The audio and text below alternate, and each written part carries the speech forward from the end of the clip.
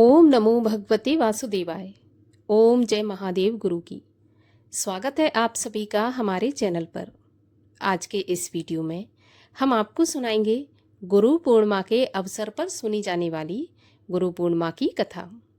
बिना कथा सुने या पढ़े गुरु पूर्णिमा का व्रत या गुरु पूर्णिमा का पूजन पूर्ण नहीं माना जाता, तो कथा तो अवश्य ही सुननी चाहिए।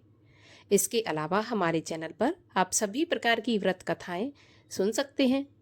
तो अगर अभी तक आपने चैनल को सब्सक्राइब नहीं किया है तो प्लीज़ चैनल को सब्सक्राइब करके बेल आइकन पर क्लिक अवश्य करें, और आज की कथा अच्छी लगे तो लाइक करें और शेयर करें। लाइक तो अवश्य ही करें, क्योंकि आपके लाइक से ही हमें ये पता चलता है कि आपको हमारा वीडियो अच्छा लगा। तो चलिए अब शुरू करते हैं गुरु पूर्णिमा की कथा। तो देखिए, ऐसी मान्यता है कि जीवन में अगर असफलता ने घेरा हुआ है तो उस समय गुरु के द्वारा दिए हुए ज्ञान का स्मरण करना चाहिए। इससे आपको न सिर्फ सफलता प्राप्ति का मार्ग मिलता है, बल्कि जीवन की हर समस्या का समाधान भी नजर आने लगता है। आषाढ़ माह में पड़ने वाली पूर्णिमा को गुरु पूर्णिमा के नाम से जाना जाता है। इस दिन महर्षि वेद व्यास जी का जन्म हुआ था, इसलिए इसका नाम व्यास पूर्णिमा भी है।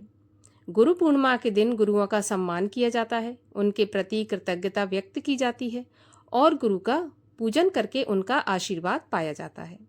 ऐसी मान्यता है कि जीवन में अगर किसी भी प्रकार की समस्या हो तो गुरु के बताए हुए रास्ते पर चलने से उस समस्या का समाधान निश्चित ही प्राप्त होता है। प्राचीन काल में एक बहुत ही ज्ञानी और तपस्वी ऋषि थे, जिनका नाम पराशर मुनि था। एक समय वे यमुना नदी के किनारे जा रहे थे, तभी उन्हें नदी पार करने की आवश्यकता हुई। वहां उन्होंने एक सुंदर युवती को देखा, जिसका नाम सत्यवती था। सत्यवती मछुआरे की पुत्री थी और नाव चलाने का काम करती थी। पराशर मुनि सत्यवती की सुंदरता से मोहित हो गए और उन्होंने सत्यवती से विवाह का प्रस्ताव रख दिया। सत्यवती ने मुनि को अपनी समस्या बताई कि उसके शरीर से मछली जैसी दुर्गंध आती रहती है, जिसके कारण उससे कोई विवाह नहीं करता। पराशर मुनि अपनी तपस्या के बल पर सत्यवती को यह वरदान देते हैं कि उसके शरीर से कभी भी दुर्गंध नहीं आएगी, बल्कि उसके स्थान पर सुगंध आएगी। इसके बाद सत्यवती और पराशर मुनि का विवाह संपन्न हो जाता है। उन्हीं के संयोग से एक तेजस्वी बालक का जन्म होता है, जो एक द्वीप पर पैदा हुआ था, इसलिए उनका नाम कृष्ण द्वैपायन पड़ा। उनका रंग सांवला होने के कारण कृष्ण और द्वीप पर जन्म होने के कारण द्वैपायन कहलाए। बड़े होकर वही बालक का नाम परम ज्ञानी और तपस्वी के रूप में वेद व्यास जी कहलाए। उन्होंने ऋग्वेद, यजुर्वेद और सभी प्रकार के पुराणों की, महाभारत की रचना की।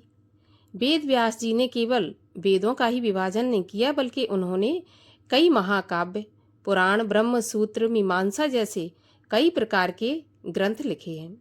इस प्रकार आषाढ़ पूर्णिमा का जो दिन है, महर्षि वेद व्यास जैसे महान गुरु के जन्म का स्मरण कराता है, जिन्होंने अज्ञानता के अंधकार को मिटाकर ज्ञान की ज्योति फैलाई है।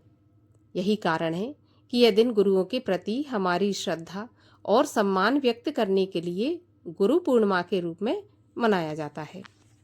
कहा जाता है कि महर्षि वेद व्यास ने अपने बाल्यकाल में अपने माता पिता से प्रभु के दर्शन की इच्छा प्रकट की, लेकिन माता सत्यवती ने वेद व्यास की इच्छा को ठुकरा दिया। तब वेद व्यास जी ने हठ किया और उनके हठ से माता ने उन्हें वन जाने की आज्ञा दे दी। साथ ही कहा कि जब घर की याद आए तो लौटकर आ जाना। इसके बाद वेद व्यास जी तपस्या के लिए वन में चले गए और वन में जाकर उन्होंने कठिन से कठिन तपस्या की। इस तपस्या के पुण्य प्रताप से वेद व्यास जी को संस्कृत भाषा में प्रवीणता हासिल हुई।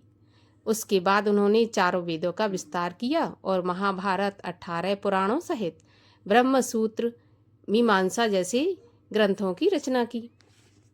इसलिए आषाढ़ पूर्णिमा को व्यास पूर्णिमा या फिर गुरु पूर्णिमा कहा जाता है। इस दिन को हमें बहुत ही श्रद्धा भाव से गुरुओं को समर्पित करके उनका पूजन करना चाहिए, उनका सत्कार करना चाहिए।